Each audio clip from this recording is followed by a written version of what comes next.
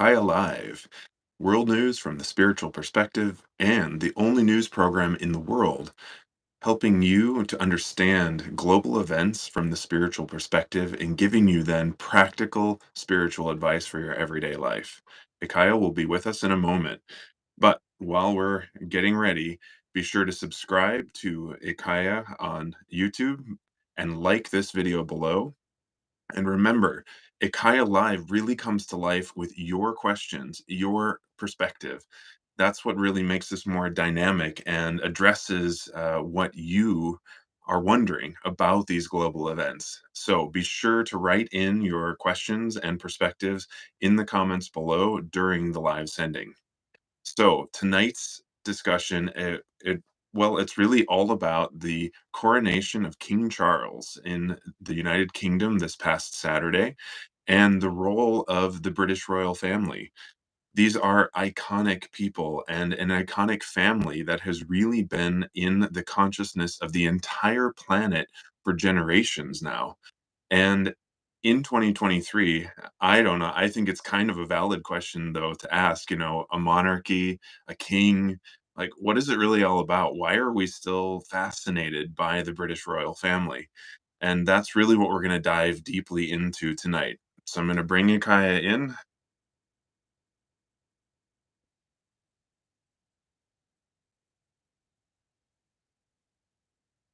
Welcome, Kaya. And remember, guys, it's really all about your questions and perspective. But we're going to take the opening question that we laid out for this episode, which is why a royal family? Why a new king? What is the role of the British royal family in the global consciousness? Ikaya. Yeah, I think people have always sought very strong leaders. If we think back to our ancestry, when you look at the chimpanzees and gorillas, they have very strong leaders.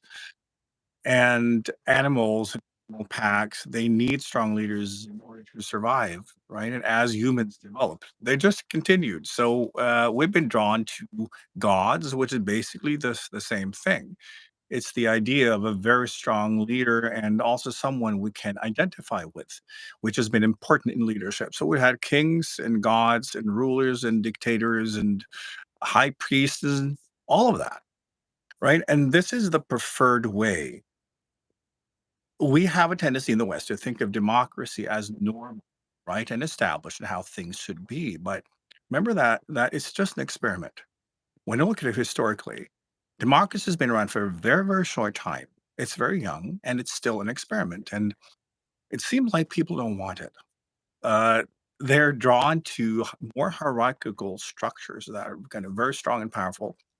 So it's just part of that. And, one can also ask, as you also said, like today, why? But we like it. It's in our DNA, right? Because it's been with us since the very beginning. So we're naturally drawn to these people. And the British royal family is the royal family. So they're relevant and they're followed by people who don't even care about royals, right? They're just a part of our fabric of society and how we identify. So but the role of the modern royal family is still very much connected to how it's always been. It's about identity. It's about, having a family of rulers that represent us and that then can be the soul of the nation in a way politicians can never be. Right. And I think it's interesting to look at what's happening in the States right now, for instance, where the polarization is extreme. I mean, like it's really extreme. Mhm. This could never happen in a monarchy because the role of a monarch is to be above all of that and to give people something to be united.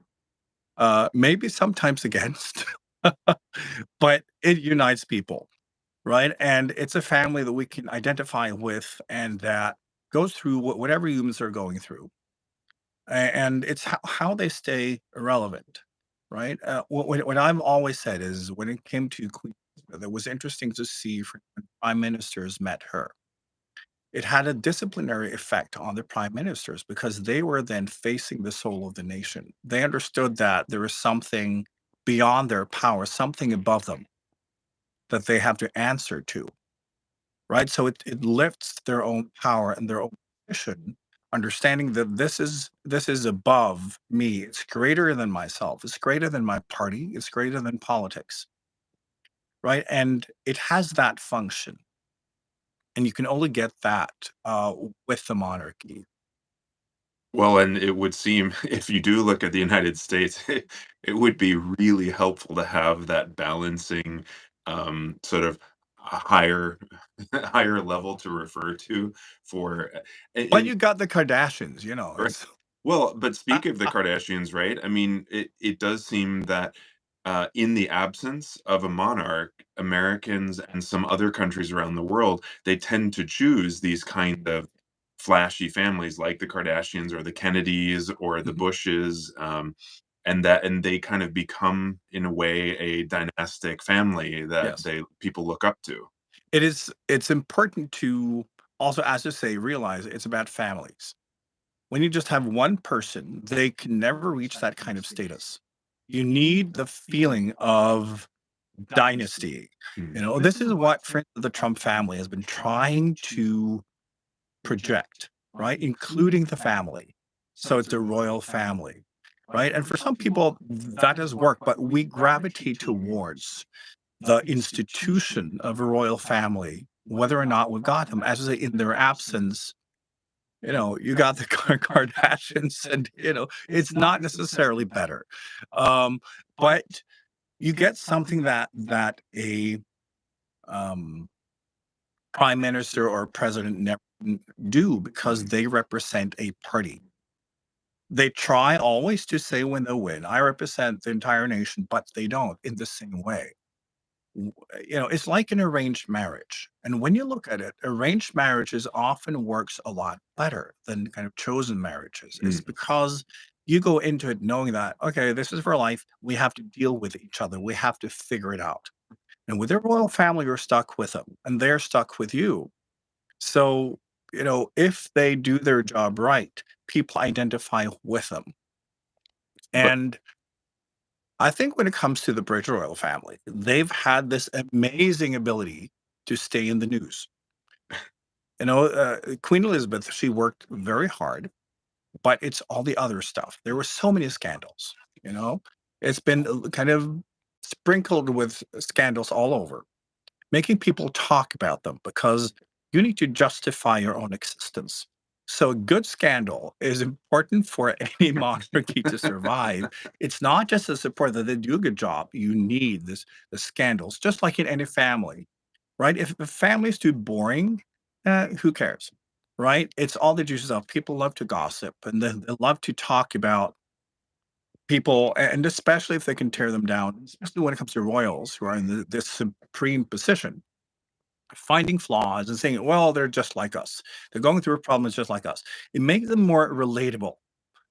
So the latest scandal, for instance, with Harry and Meghan, it actually strengthens the monarchy. It doesn't weaken it at all. how is that possible? That I mean, it seems so it's like it's tearing at the fabric of what the British monarchy is. How can it be beneficial? Well, keeps them in the news. They got to justify their own existence, and it's very costly. So it's taxpayers' money, and they have to justify their own existence. And by keeping themselves relevant and feeding people hard work and gossip. It's a very delicious combination. And the royal family, they've always been experts in doing this. But Mm.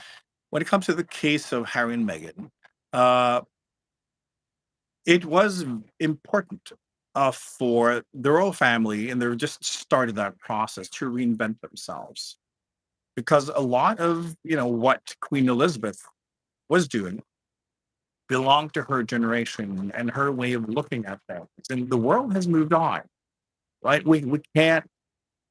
We need to move towards also royals being driven by empathy rather than duty, Mm. right? Because that's where the world is heading. And what Harry and Meghan then is showing and pointing towards is that, yeah, there's a lot of stuff here that needs to be looked at. And remember that the royal family, they always refer to it as the firm. They see themselves as being basically employees in this Mhm. firm, and they have no control, no influence, no power. They just have to kind of work with it. But it's old and stuffy. And I think what's happening now is giving them an opportunity to go through a lot of these old ways and old ways of thinking and modernize it. Because remember that Charles is a very good person. He is, his upbringing was under very specific circumstances, and it's quite weird, but he's just a lovely person. And also William and Kate, they're just wonderful people. So, in a way, they're caught in this old system, in this old framework. And it's difficult even for them to influence it because often they're just told what to do. But this is giving them all an opportunity to look at the whole institution with new eyes and try to cleanse out a lot of the ways of thinking and practices that may not be positive for a modern monarchy, and it's absolutely necessary. It's a healthy cleansing. And I think they'll get stronger as a family because of it over time. But Ikaya, one of the primary points of contention around the royal family is the cost. Mhm. And that these people are super wealthy. They live in these, grand homes and palaces and things. Why aren't they financing themselves? That, those kinds of questions. Are those points valid? No, because all leadership costs money. Look at like presidents and, you know, when you have the top level of power, it is always extremely costly. It costs a lot of money because you want your leaders to look successful and powerful. And how do you display power?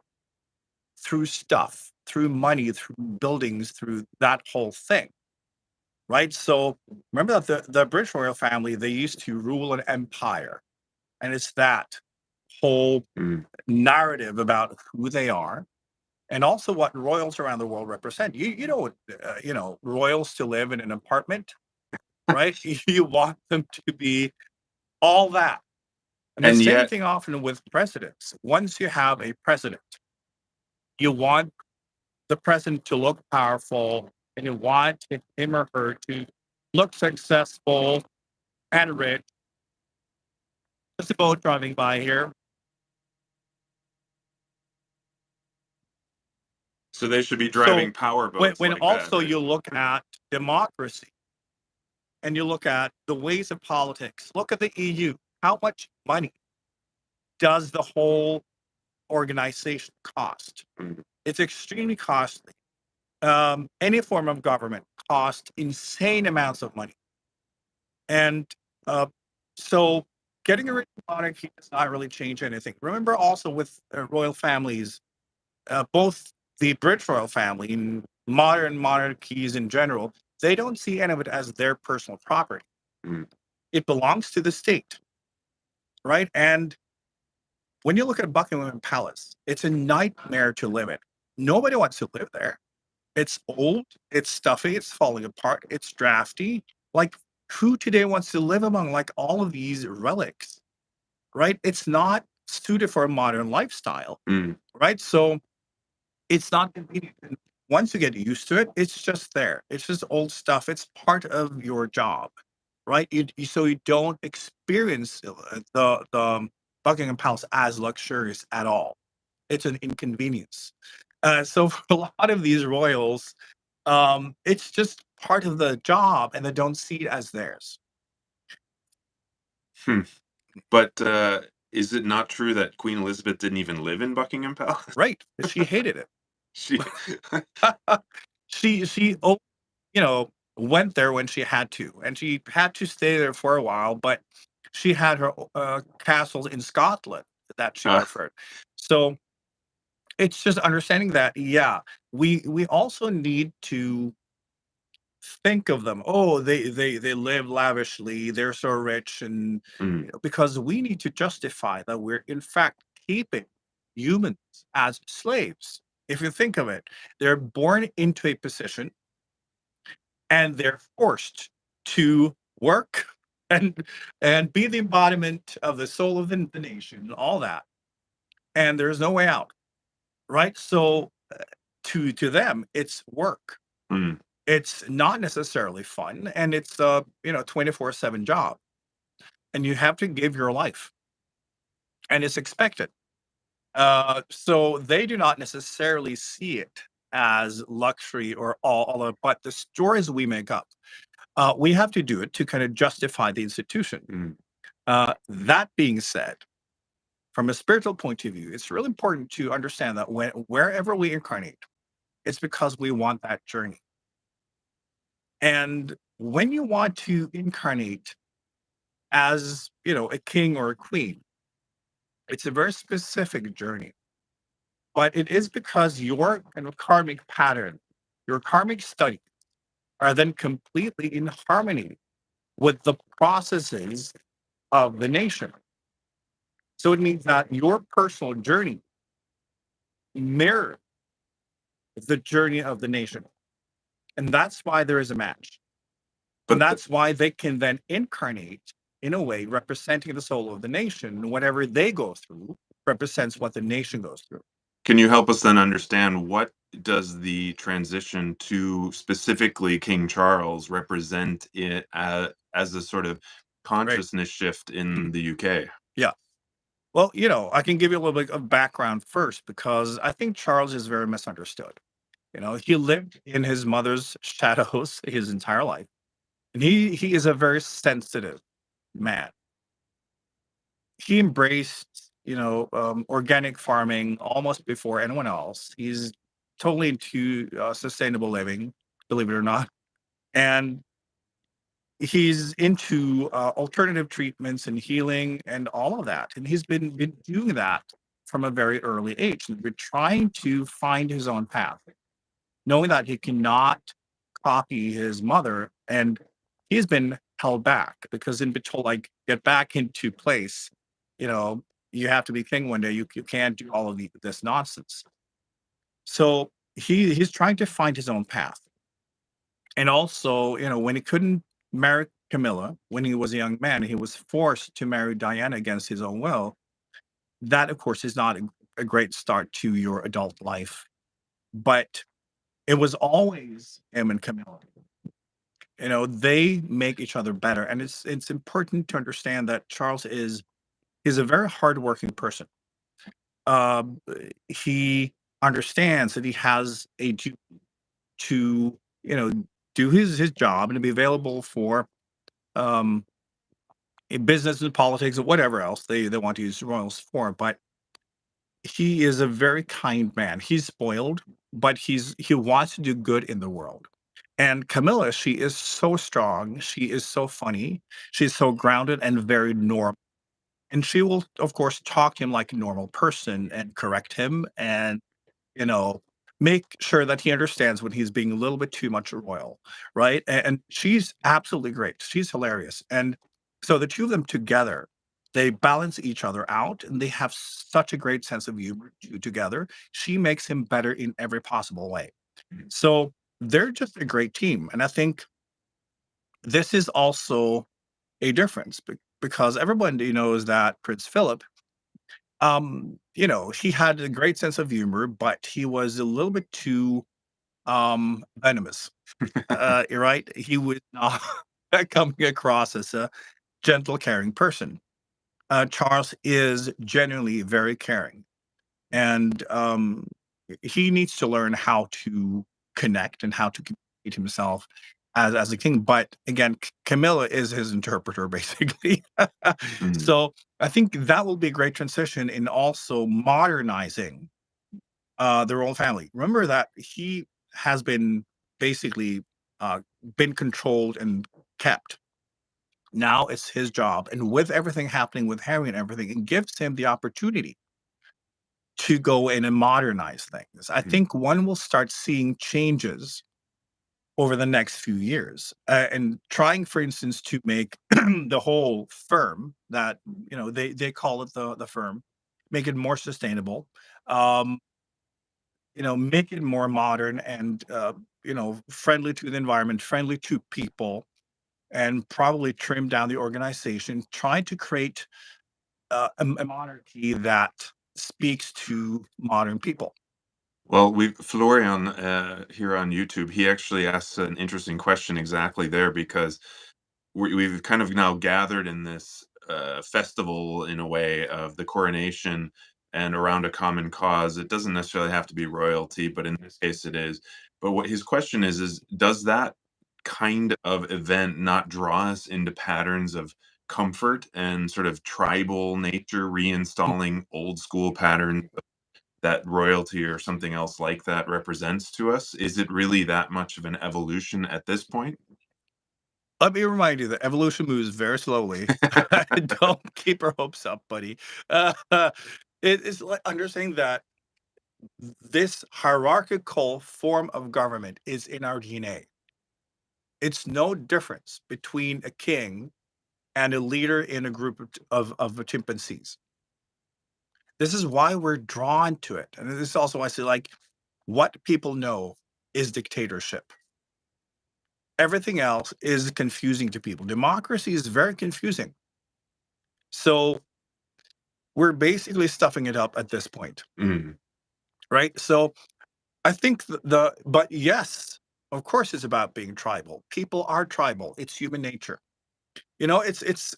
For instance, one of the reasons why communism never worked. It's because it's based on the assumption that we are equal. mm, Humans are not ready for that. It's a great idea, and spiritually we know that is true. But as animals, we're definitely not. We're strictly hierarchical, and we are greedy, and we're deceitful, and we seek power and everything connected to human survival. Right? It's whatever it takes. So that creates competition, and that creates the tribalism and beating your enemies and competition. And for that purpose, you need strong leaders. So, although communism on paper can seem to be a good idea, human nature is what it is. And it draws people in a different direction. This is why when you look at what happened in the Soviet Union, you had like a few years where people go, yay, we're all equal, let's all be friends and build a better society. And then boom, you got hierarchy, you got power structures that were even worse because we're all equal, you have to suppress everybody. mm, So it's just a disaster. You cannot invent a form of government based on the assumption that humans are not humans. mm, So even in today's democracies, people seem to be drawn towards strong leaders and dictators and people who want to be dictators because it's in our DNA. It feels safe, right? So when you have someone like Trump, we use him a lot as an example because he's so funny. But when you have an individual like that, people like the idea of that alpha. Because I've said before, he has a great force of gravity. People are sucked in into his field of gravity. They just surrender, right? People like that because it makes them feel like, yeah, he can defend us. So it's understandable, and so we want our royals to be strong, right? And this is also what Charles needs to develop. He needs to develop strength, mm. right? Because he can be seen as too weak, as too disconnected from real life. But again, Camilla, she is great. She is correcting him, and they're just a wonderful team. And I hope that she will become um, more kind of visible, Mm. and that they will work as a couple. So along the lines of Charles injecting some new thinking into the British royal family, Florian also asks about the Norwegian royal family and specifically one of the princesses, Martha Louisa, who's been exploring an angel school, a Mhm. school around angels, and also has been dating a guy who claims to be some kind of spiritual guru. And is there anything to those two also injecting something new and evolving the Norwegian royal family? I'm not sure if it's evolving. Like, I know what the royals do. Remember that they just represent the soul of the nation. So when we look at everything happening in the royal family in England, it's connected to the national process. And the same thing in other royal families, even in Norway, where different individuals, they simply reflect part of what's happening in the collective consciousness. So there's nothing wrong, nothing right about any of it. It's just interesting to look at the royal families as those mirrors and understand that that is part of their purpose. Mm, Uh, and then one can just look at her journey and her choices and say, yeah, this is also part of what's happening in the collective consciousness of the nation. Um, and that is healthy. I think, royals have always been doing a lot of strange things, right? But it's never been as public because you remember in the old days, the press would only write what they were allowed to write. They would protect people in power. They saw it as necessary. So the royals could do pretty much whatever they wanted. The rich people could do whatever, and it was never reported. Now it is. So I'm not sure if it's really that new or sensational.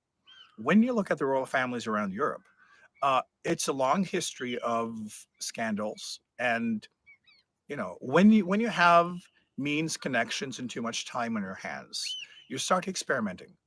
You know that can also be good for the collective consciousness.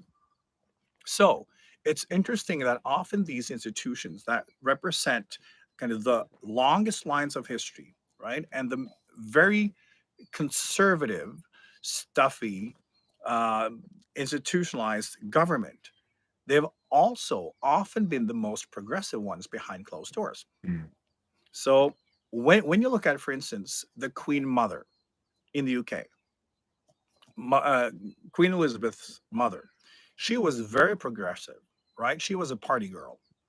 The party she kept, like the people she had around her, were very progressive, many of them very anti-establishment, very anti-royal family, and she loved it, right? So it's they also point forward,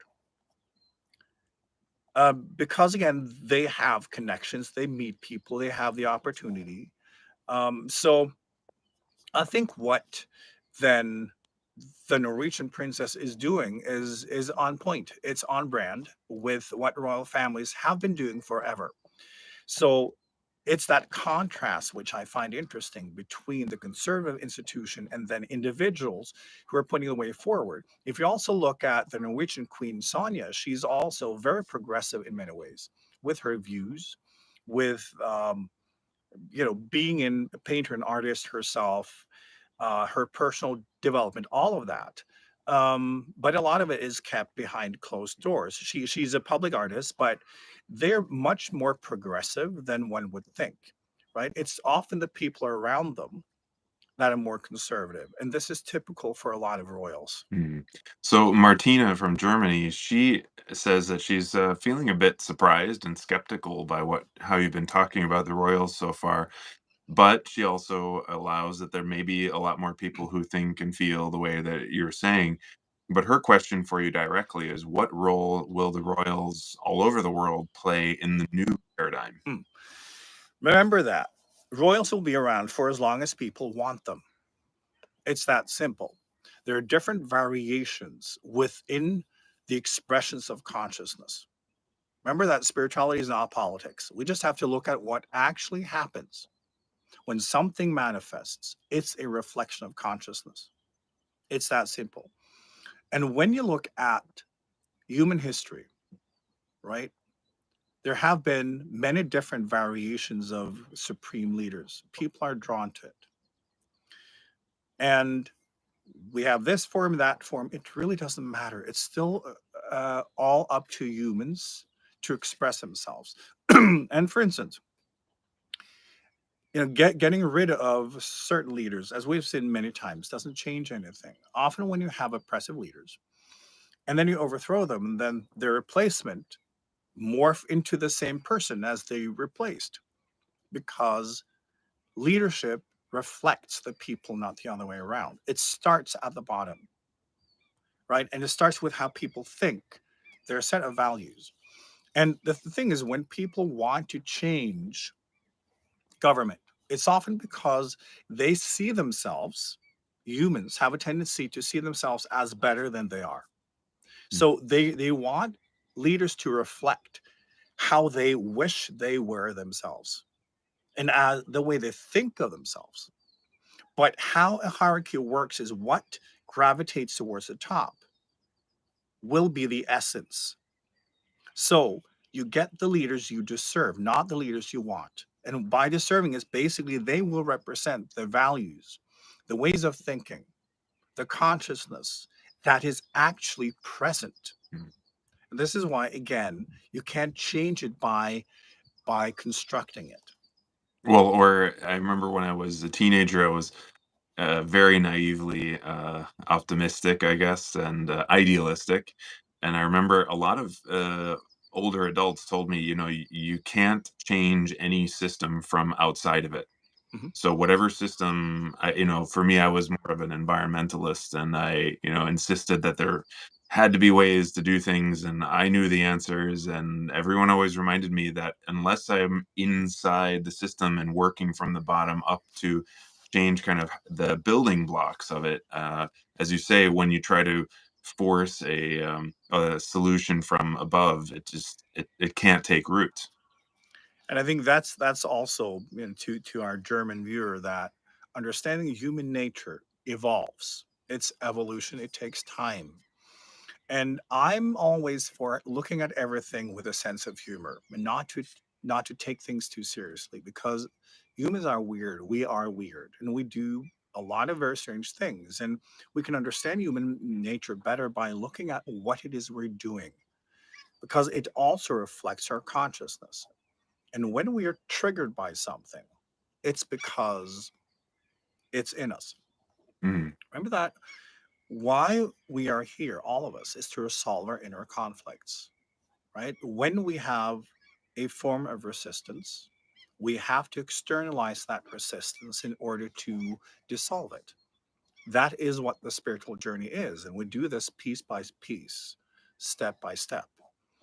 And everything we then come up with, the humans have built many civilizations. It's built on those conflicts. So we can never expect humans to not be in conflicts, that humans behave wonderfully all the time. Of course, the people incarnating as royals, they have a lot of conflicts, obviously. They're just normal individuals in extraordinary circumstances. So it is with all people gravitating to the top. It's just one variation of many types of journeys. And it's just that that's what they need to experience. It's not more advanced, it's not better, it's just a variation. mm, Sometimes looking at something under a microscope is just as important as looking at it in a full scale, right? It's in essence, it's no different. So what you're going through in your life is no different from what people in power are going through. It's just they can study the effects and the consequences because they have a bigger canvas. And sometimes some people need that. mm, So you can also see a lot of people gravitating towards the top. It's because they're completely blind and deaf. They need super boards with very big letters in order to understand anything. So sometimes you need that big scale proportion. And often, as we grow spiritually, the typical thing is that things become more quiet, they become smaller, right? Because you're able to notice them before they kind of grow into massive manifestations, mm, right? It's just like when you are not able to understand if a plant, for instance, is useful or harmful, you need to let them grow to full size. The seasoned gardener will be able to recognize the moment it sprouts and it will do something about it. That's where you choose. But when you're not skilled, you will choose later. And sometimes later means things being in great proportion. So it's important then to understand that people in power are not necessarily more advanced. mm. Sometimes they're actually less advanced but they get the opportunity to these large scale experiments in their journey.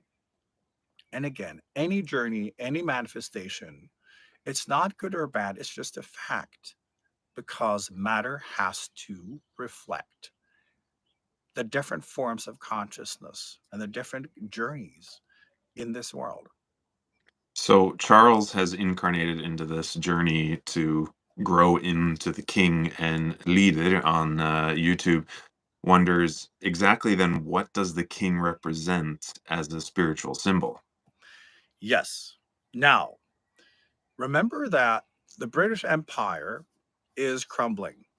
Queen Elizabeth held it together, and now you see several of the countries in the Commonwealth, they want to find their own path. And he is not that strong leader. He wants to find a different path. He's softer. He wants to grow vegetable in his garden. That's kind of his thing, and paint, like, and make paintings, and you know study architecture. So it gives everyone the opportunity to dissolve the Commonwealth and to break it down, because that is overdue. So it will definitely crumble, and that is part of his purpose, is also to represent something that is different and softer. But as a kind of spiritual being, we're all spiritual beings. When I talk about spiritual beings, not that special people are spiritual beings. We're all beings of spirit here to have human experiences, right? So to him, it's looking at his family, what he's gone through. It is also learning to share oneself. When you look at what are the spiritual lessons, to be in a state of co-creation. Because when you look at it, he's been public property from the moment he got he got conceived, basically. And he's had to struggle his entire life to find his role, and he still hasn't. So he's just trying to figure out who he is in a world and a nation, a circumstance that where he's pretty much owned by the public. Everybody has so many opinions, and he's struggling to find his own path. So there's an important principle here about finding your path. Right? He represents the old empire crumbling, trying to find his own path. And it has to start with the little things. It has to start with the, you know, growing vegetables in your garden. Like, who are you? What do you want to represent? What values do you stand for? He's a very value-driven individual. So it's that. It's then looking at this whole Commonwealth and the UK and seeing they have to find a new path. Also with Brexit, right? That's also breaking down the empire in a way, wanting just to be themselves. What does that even mean?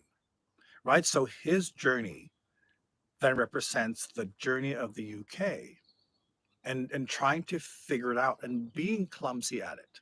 That's allowed. Being insecure, being romantically kind of drawn to what was in the past, because he's very romantic when it comes to that, and still having to kind of fork out some kind of path that he can walk for himself. And it's the same process that the United Kingdom is in right now. Is there any accuracy then in one of the top stories around the coronation is the coronation quiche, which he designed with broad bean, I believe it was broad beans and tarragon and leek. And has he somehow captured the soul of the nation in a quiche? I think all it lacks is a little sprinkle of twigs. But, he is also with us trying to communicate himself. He is very much aware that there are a lot of poor people in the UK. This was also his attempt in trying to be inclusive, making something that everyone can, you know, take part in. It's not expensive. It's mostly vegetarian. It contains eggs, which is also, but he tried to make it kind of cheap and thereby also inclusive, so everyone could take part. This is his way of thinking, right? And also it's sustainable. Um, so it was his way of also sending a signal that we're not into luxury. We want everyone to participate and we understand, real life. So that was the attempt. But that's the thing when you're royal, you cannot do anything without being criticized. Remember that social media today is just, a pool of hate and filth. And that's just how it is. But he's trying. It came from at least a good place. But you know, whether it's any good or not, I don't know. I haven't baked it. So, of course, the other big story that's been part of this whole coronation and the transition from Queen Elizabeth is Harry and Meghan and the I don't there's so many aspects of it, but one part of it that I find kind of fascinating is that, Meghan, at least, she put race and racism and kind of that whole way of relating to an outsider into the focus. And then the couple seems to have also put money into the focus. And I'm just wondering, you talked earlier that Meghan and Harry are assisting the royal family in modernizing and letting go of some of the old things. But is there kind of I think a lot of people are wondering how much accuracy is there to the accusations they've made, and should they be supported in pulling away, or Right. it's all of those kinds of things. Could you add any more clarity around Harry and Meghan? I think it's important when we look at this that one, we understand that they're people, but when we look at their public personas and what they're doing and the symbolism, okay? So if we're going to dissect them, understand that this is not about gossiping. It's about like understanding these individuals as I often refer to them as Greek gods, right? And why they engage us. So when we look at Harry, it was clear from the beginning that there were a lot of rumors that he was not the son of Charles, but the son of James Hewitt, one of Diana's many lovers. And they bear a striking resemblance. That on top of him, Harry, not being there to the throne, right? It means that he grew up with a lot of uncertainty and also difficulty in finding his path and who he is. And Diana, she was wonderful in many ways. And also remember that the way she came into the royal family scarred her, of course, because Charles was forced to marry this young woman that he had no interest in because he was not allowed to marry Camilla. So she was manipulated and thrown into this, and they thought, oh, this is a blank canvas, so we can shape her the way we want to. So she was completely trapped in this. So when it came to her kids, it was natural that she tried to weaponize them and turn them against the institution and their dad. And for Harry, because he already felt a little bit outside of it, he became very much the extension of his mom. There's nothing wrong with that whatsoever. But remember that pain that he's had his whole life and feeling out of place and that he's not important and all that other stuff. It means that it's natural that he was drawn to someone like Megan, who could then embody and help him manifest and crystallize and express the pain that he had. And of course, it's very easy to see that they have uh, become kind of the poster kids of modern, victim culture. And a lot of what you're saying obviously is not true, and it doesn't matter.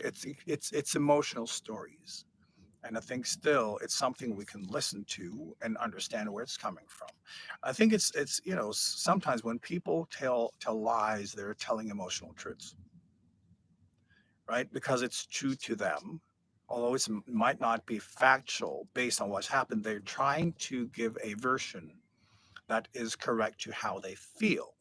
Because very often we have feelings and pains and we need to express them somehow. And sometimes we can't use facts to express that, right? And we need also to understand this is normal. People do it all the time. It's just when people in those positions do it, becomes a little bigger. It's completely understandable. It's part of their healing process. And so they have, of course, their conflicts with the royal family. And of course, she, as someone just coming in, did not understand anything of how the firm works and how to behave and all of that. And it's easy then to take all of those emotions and make yourself um, the center of everything. It's natural, people do that. But I think also he chose her for that reason. Remember that when she incarnated, this has always been part of her path. And this is what she's supposed to do. What he's doing is what he's supposed to do. So it all comes together. It's important to understand this. When something happens, it's because there is no alternative. It's because this is the path. This is how things are to be. So when you look at this whole family and the family dynamic, I think it represents what many families are going through, right? We have different ways of looking at things, but the victimization and the victimization culture we have today, I think, when they monetize on it, I think it's something that many people want. It's what they want. Uh, and then you have William and Kate, who's much more in line with the traditional way of dealing with royal duties. Um, but back to Harry and his pain growing up, right? What he's doing is just, it's understandable. He feels that through Meghan, he's got a voice that he didn't have on his own. Mm. So it's just something they need to figure out. It's kind of fascinating too. I only just was thinking of it that with Megan being an American, and in a sense, they've now extended or expanded the royal family to, embrace America a little bit. Mhm. But also interestingly, the position that Megan has taken and her expression very much reflects the extraordinarily strong victim consciousness in the United States, where, as you say, one of the biggest fantasies people have is that they will, I don't know, get into a car accident and be able to sue somebody for enough money to retire for the Mhm. rest of their lives. And in a way, that's kind of what Meghan and Harry have been doing. Yes. So I've said many times that when you look at the rules of survival, there are two main ways of winning. One is by achieving something and winning. The other way is by being a victim. mm, Because when you're a victim, you can be entitled and you can blame and you can draw attention. And it's smart from a survival point of view because when you're injured, you're supposed to be able to draw attention, right? And make people help you. So we all have these programmings in our DNA that we feel guilty when we're not helping. We have a tendency to believe victims, and it's part of group dynamic. But those are the two main ways of winning. And because today, in this globalized world, it's more and more difficult to win by achieving something because, in the old days, you can be the best in your village. Now you had to be the best in the world, and it's simply impossible, right? And it turns all of us into losers, which creates enormous amounts of stress. So we have it in our DNA that if strategy one doesn't work, strategy two will work. So we have created this culture now because we have so many expectations.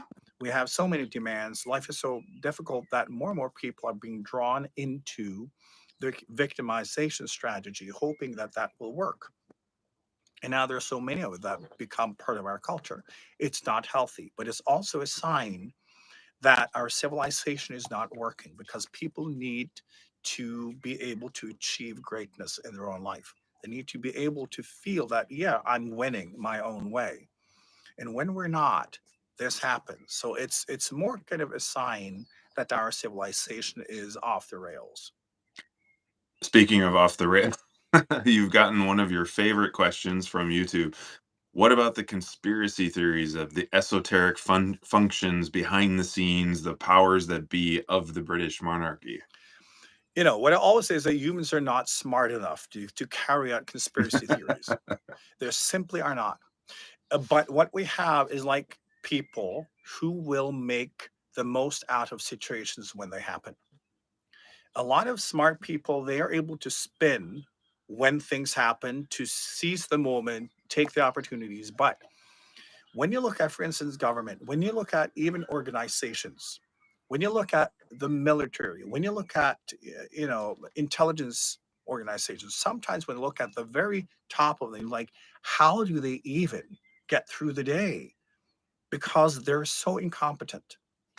Like in the States, if you want anything done, you have to not let the government get involved. They're so incompetent. And so it is in many countries. It's so people are simply not that organized and that good at anything. Carrying out these conspiracy theories means a level of intelligence and organization that humans simply are not capable of.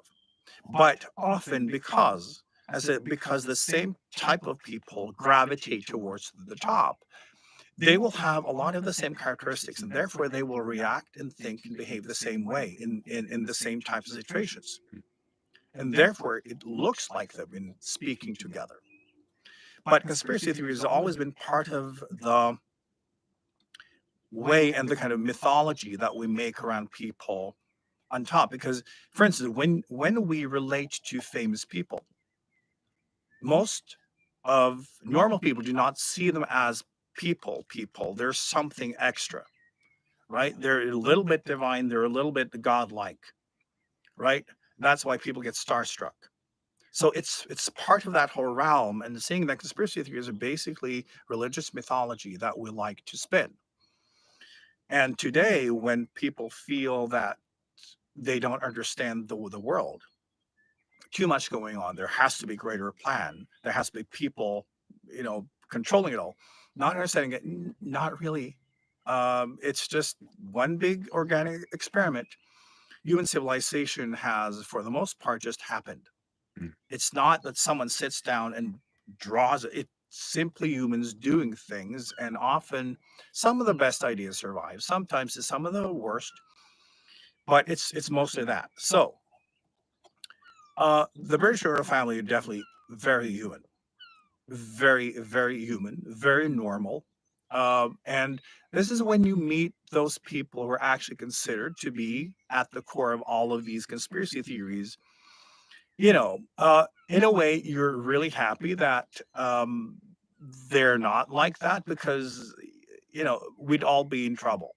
Many of them are not very talented. They're not gifted. They're not smart. They're just there because of circumstance, and they do their best. And sometimes, because they do stupid things, it's assumed that, ooh, it's a great plan. They're just trying to deceive us all.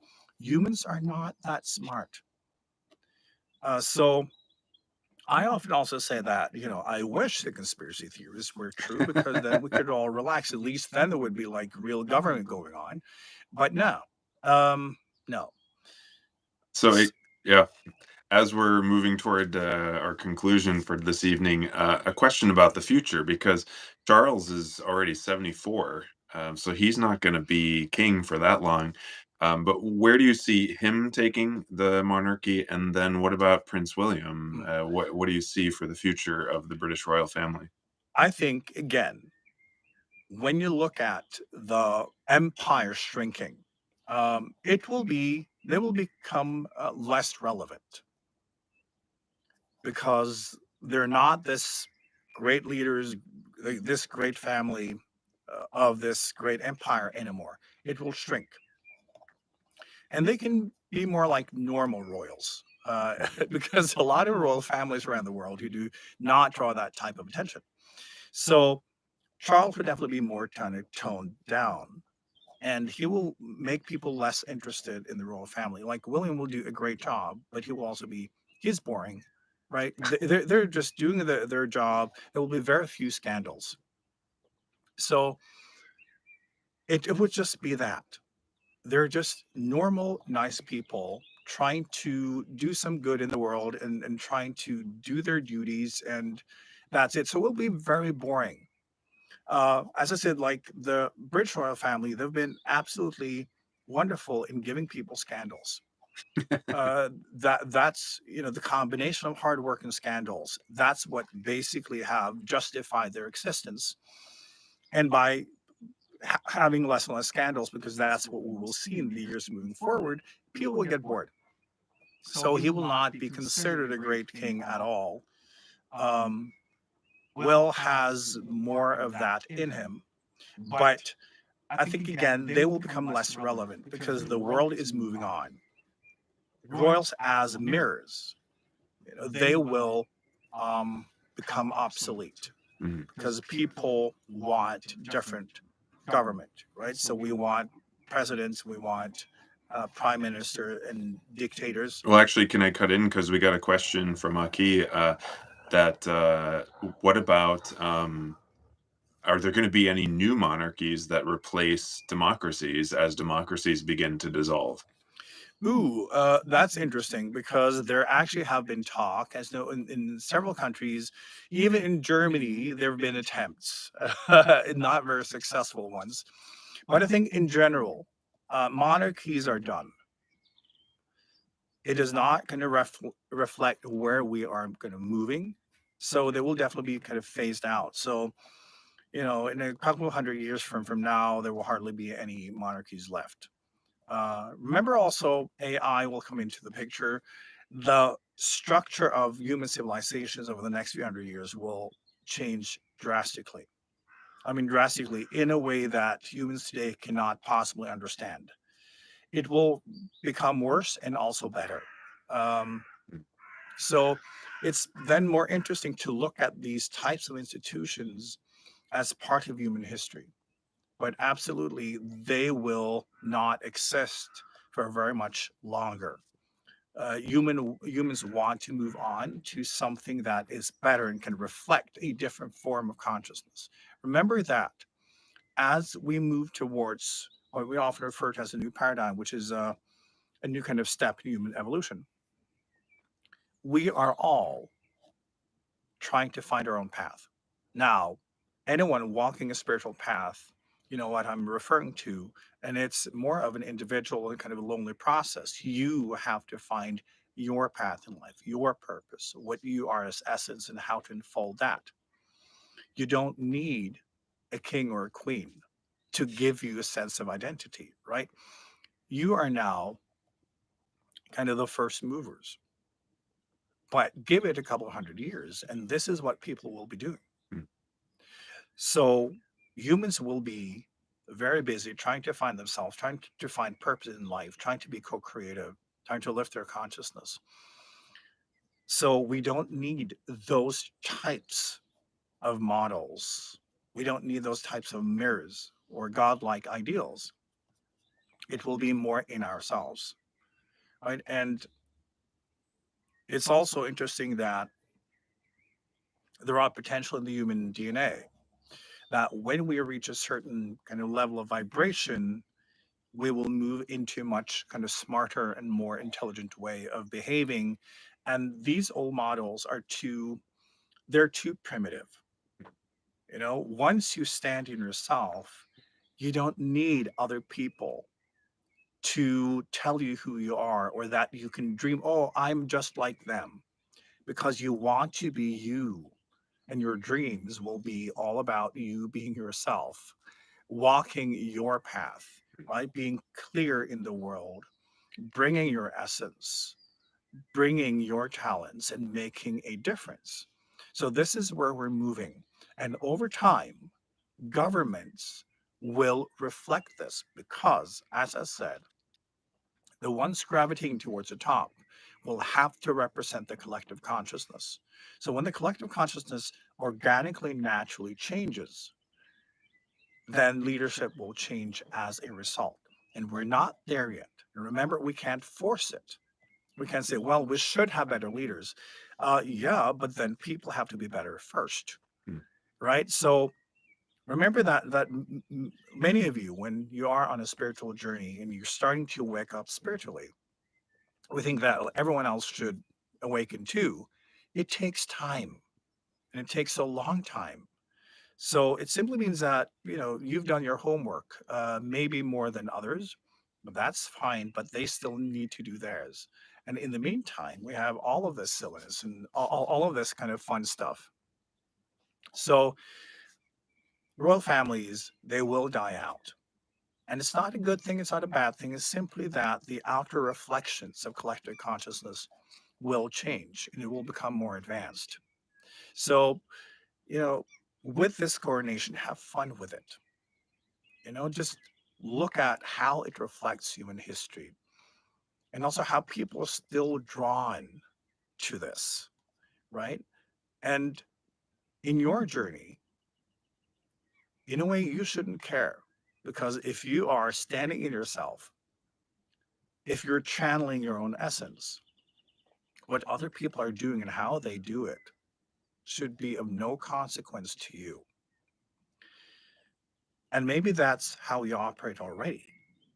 But we also have to respect that most people are still in a primitive consciousness and they're still drawn to the same type of leadership that humans sought several 100,000 years ago. Evolution takes time. So, by standing in you, by walking your path, by becoming aware of your place in the world so that you don't need leadership, you don't need government, you're able to be an intelligent presence in the world that uplifts and bring healing. That is how you set the example, and that's how you influence the world to becoming a more advanced place. And you being you, that is the type of leadership that the world needs.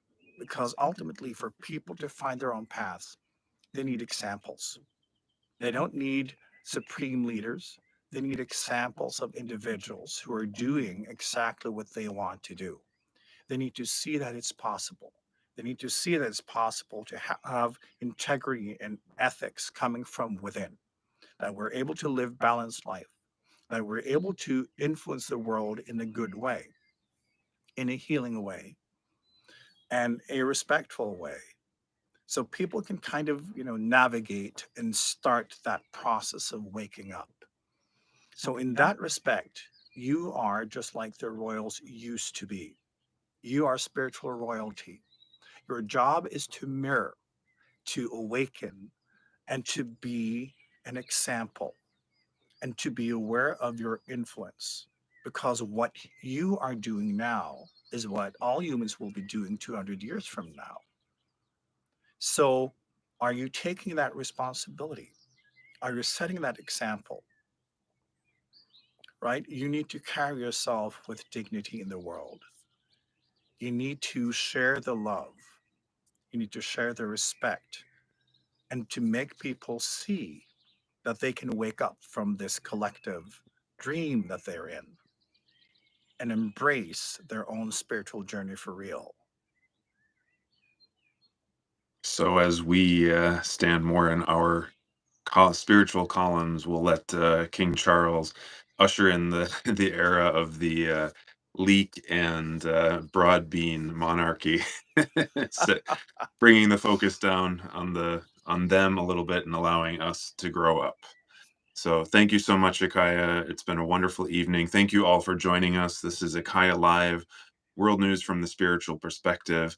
And remember, please subscribe to our channel on YouTube, like the video, share it with friends, family, anyone who would benefit from, looking at the royal family from this perspective.